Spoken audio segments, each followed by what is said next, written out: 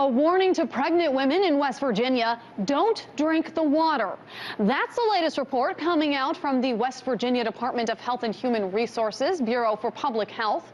A statement released today says, quote, due to the limited availability of data and out of an abundance of caution, you may wish to consider an alternative drinking water source for pregnant women until the chemical is at non-detectable levels in the water distribution system. Now, today marks the one-week anniversary of the day that authorities first noticed thousands of gallons of 4-methycyclohexane methanol spilling into the Elk River from Freedom Industries.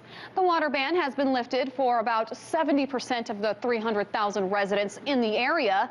But even if the pregnant women fall within that category, they are still encouraged not to drink the water from the system because there might be trace amounts of the chemical left in it.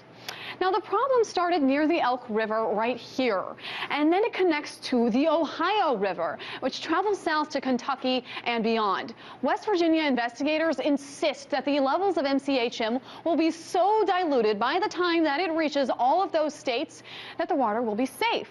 But Northern Kentucky Water District authorities and the Greater Cincinnati Water Works have closed their water intakes on the Ohio River just as a precaution. Problems continue to plague Freedom Industries as the company tries to clean up the chemical spill. A team of inspectors for the State Department of Environmental Protection cited the company for 5 violations at the secondary storage facility where the chemicals were moved on Friday.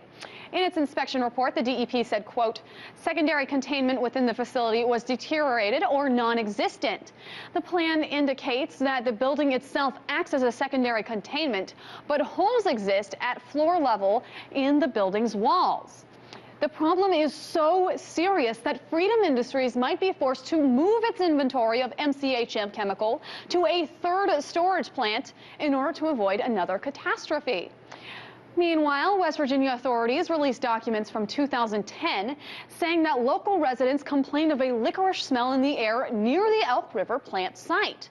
So this might not be the first time that the plant has experienced issues containing MCHM in the storage of it thereof.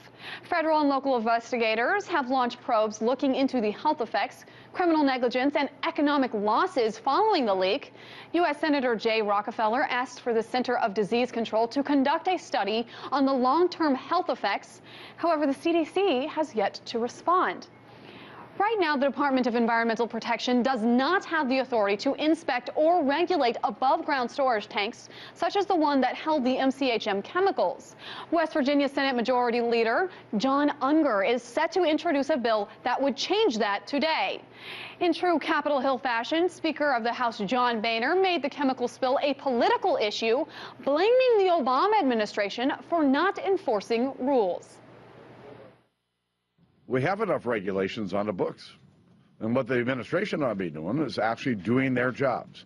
Why wasn't this plant inspected since 1991?